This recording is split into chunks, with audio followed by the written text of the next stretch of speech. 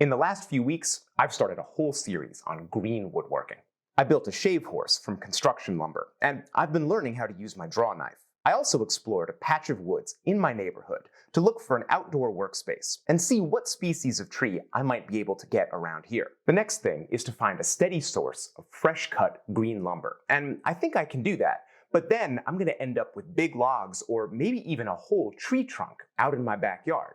And somehow I've got to process that into smaller, furniture-sized components. This means controlled splitting to get straight, predictable pieces of wood. It's not as simple as splitting firewood, and it requires some specialized tools. But green woodwork has never been fancy. I mean, there were some seriously backwoods dudes who made beautiful furniture in outdoor shops with very, very basic tools. So today, we're going to make 3 really simple tools that you can use for splitting and processing your stock.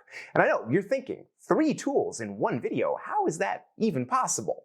Well, listen, when I say simple, I really mean it. Some of these tools are absurdly simple. This is basically a log on a stick.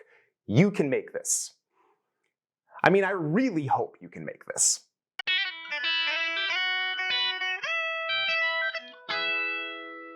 The fundamental tool for green woodworking is the Froe. It's just a long, thin metal blade with a wooden handle. I forged this one at my blacksmithing club, but you could also get one of these by just finding a welder to make you one, and there's a lot of commercial ones you can buy. Lee Valley sells one for about 50 bucks. I've never used it personally, but they have a good reputation. I bet it's a good tool. Breaking down larger logs into small components is called riving. You begin by striking the back of the blade to begin a split.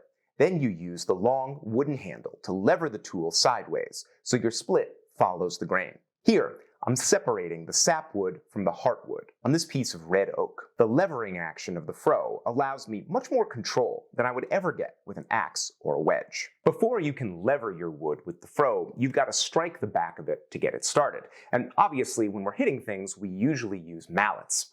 Unfortunately, a mallet like this is terrible for using with a Froe. The surface here is end grain, and an end grain surface is very resistant to denting and surface damage, especially when we're hitting things like chisel handles with it. But end grain is also really susceptible to splitting, especially if you hit it against something very narrow, like a Froe blade. If we take this outside and start hitting our Froe with it, it's going to disintegrate in like an hour. It will not work. What we need to do is change the geometry of this tool so that we're striking with the side grain instead. The surface of the side grain is going to get chewed up really quickly, but it's not susceptible to splitting, and it's going to hold together. What we're going to do is make a tool called a Froe Club, and the traditional wood for this is hickory or sometimes dogwood. And I know you're thinking, oh, well, Rex, it's too bad you don't have like a whole dogwood tree trunk just sitting around, right? Well, funny thing about that. A few years ago, my next door neighbor had a dogwood tree taken down, and she gave me the trunk. It's been in my garage for 4 years, so I guess it's about ready. I've got my shave horse ready to go in my backyard workspace, but wait! I've got a visitor. Oh, look, isn't she beautiful? Aren't you just stunned by the gentle majesty of nature and the privilege of working outdoors? Yeah, well, she also pooped right next to my shave horse, and I stepped in it. Really, I'm not making that up for the video. It really happened. Some days, this whole working outdoors thing just doesn't seem so romantic. Anyway, my shave horse makes a good platform for basic stock preparation. And I bought this electric chainsaw from Harbor Freight for about 40 bucks. For the little bit of chainsaw work I do, it's honestly fantastic. The end of this log has dried out and split, and I want to cut off all of that split wood. My first cut didn't do the job, but I just kept taking off sections until I got down to good wood. Even this electric chainsaw is a fairly dangerous tool, and your work is much safer if it's held down securely. A ratchet strap makes a handy clamp, and the shave horse has a wide, stable stance. Now I can get a section about 18 inches long and cut it free of the main log. The club will have a thick striking section and a narrow handle. There's no need for precise measuring here. The length of my hand gives me a good distance for the thick part, and I chop in with my carving axe to mark a line. My chainsaw makes it easy to cut a shoulder all around my thick section, but you could do this with a rough crosscut saw. That shoulder will act as a stop cut and allow me to quickly split off most of the waste from my handle section. Here, I'm just using an old felling axe for controlled splitting. You can find these cheaply at yard sales and flea markets, and striking the back with a wooden mallet is totally fine. This is hard work, and I'm making it even tougher on myself by using an inefficient swing, where I'm stopping the mallet after each strike. This means I'm wasting energy and tiring myself out more quickly. A better approach is to let the mallet fall after each strike, and use that momentum to bring the mallet around in a wide circle for the next hit. This circular approach gives me more power with less effort. It's a much more efficient way to work. Now, I'm using my heaviest mallet, made from ultra-tough Osage orange, and you can see it splintering and coming apart. I've only been hitting this axe for a few minutes, and it is destroying the mallet. This is why we're making a more specialized club for striking our splitting tools. With most of the waste split off the handle section, I can switch to my carving axe to continue refining a comfortable place to grip. Safety is very important here. Notice how I have my right leg back, out of the path of the axe. I'm also gripping the work with all my fingers tucked around the back of the piece, and I never cut more than halfway up the wood. Axe work can be very dangerous, but basic safety procedures make it much safer. The axe will never give me a smooth, final finish, but my draw knife can.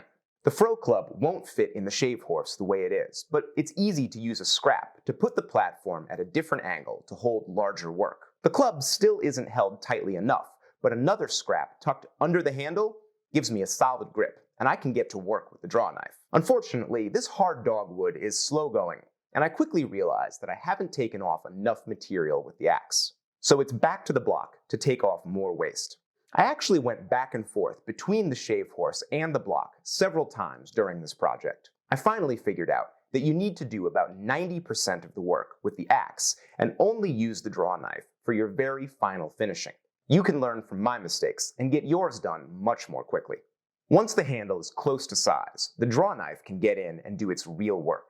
You can see me taking long, smooth shavings and creating a comfortable handle with a smooth surface. Once you've carved something using this setup, you will never go back to doing this work in a bench vise. Right away, the Froe Club is light years beyond a regular mallet for hitting the froe. I get more power, and the surface of the club isn't even dented by striking the steel.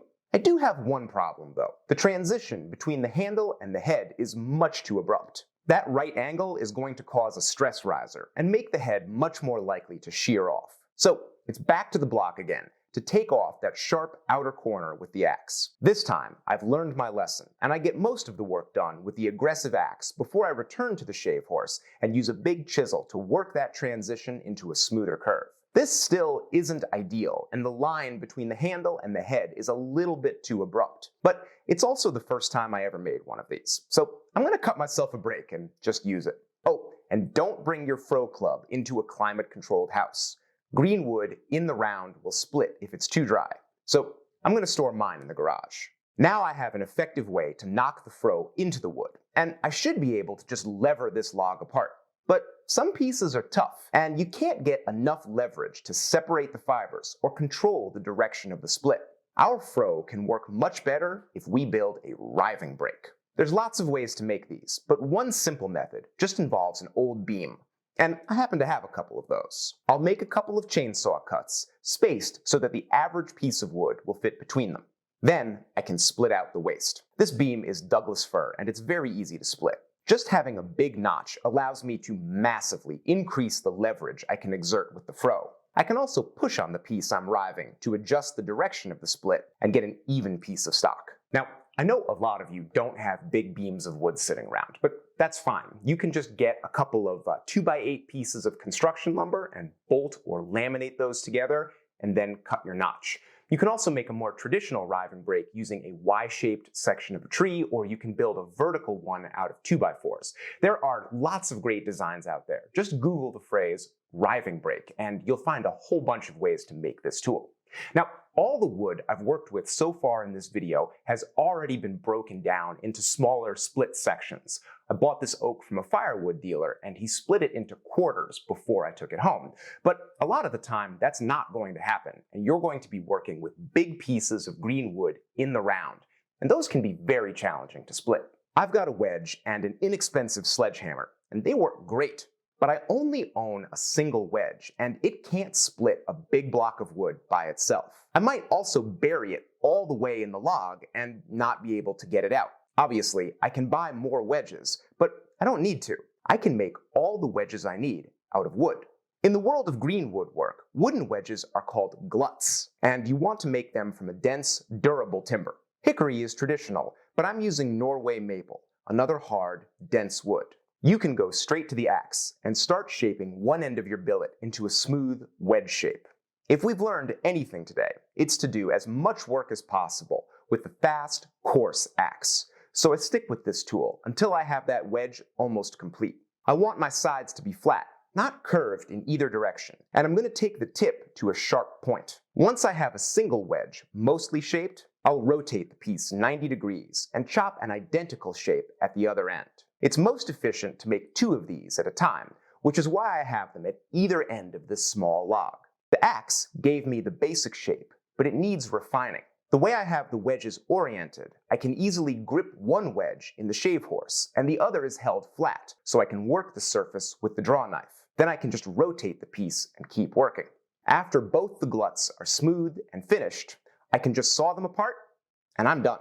Here's how this works. I'll use my single metal wedge and my sledgehammer to score a line all the way across the end of my log. This helps me control where the split goes. Then I'll pick one end of the line and drive that wedge in about an inch. That single wedge won't open up the split, but that's what my wooden wedges are for. But hold on, am I going to hit those wooden gluts with a heavy metal sledgehammer? Well, not if I want them to last. What I need is a big wooden sledgehammer with plenty of mass. Luckily, those are very easy to make. First, I'll pull out my dogwood log and cut a big section off one end. You'll have to use your judgment here. You want something heavy, but not so big that it's clumsy or difficult to swing. Next, I'll use my ratchet strap to hold my log while I drill in a 1 1/4 inch hole. This size conveniently matches a big piece of dowel that I have in the shop. Of course, you can also use a green sapling for this, but with a really dry piece of wood, my handle won't shrink and my head won't come loose. I've trimmed the end of my dowel for an easier fit, sawn a slit in the end, and prepared a little wedge of hardwood. I'll put a little glue on everything, insert the handle, and give it a few taps. As I drive the handle more deeply into the head, that wedge hits the top of the hole and spreads the tip of the dowel, locking everything tightly in place. The completed mallet is called a beetle. Swear to God, that's actually what it's called. Some days I think every tool in green woodworking has a weird name. Either way, this might not look very elegant, but it sure does work. Let's get back to that log I was splitting. With one wedge already in the wood, I can set my gluts into my line and tap them in with the beetle. You might think these wooden gluts will be fragile, but they have surprising strength, and you can drive them aggressively. Now, I can just alternate between my sledgehammer and my beetle, hitting the metal wedge to start the split, and then using my gluts to force it open. Once all 3 of my wedges are buried in the log, I can just force it apart with hand pressure, and it's ready to be processed into smaller pieces with the axe and the Froe. So I just realized that with the Riving Break, we actually made 4 tools in this video. And I know that seems like a lot, but it's because these are so simple. You can build them from scrap wood, it only takes a couple of afternoons, and there's no need for plans. You can build all of these directly from the video. Now, if you're working on your indoor shop and you'd like to have some more refined tools, we just updated 2 of our most popular plans for shop-made tools: the Advanced Joiner's Mallet and the Low Japanese Sawhorses. We have redesigned these plans from the ground up, redrawn them in Fusion 360, made the lines clearer, the numbers bigger, just improved every aspect and made them really easy to use. Now, that did take a lot of work, so the price is going to go up a little bit, but not this week. Right now, and for the rest of the week, you can get these advanced, updated plans at their original low price. I've got links down in the description, and you can grab them at rexkrueger.com/store. I also want to tell you about a new thing we're doing on Patreon.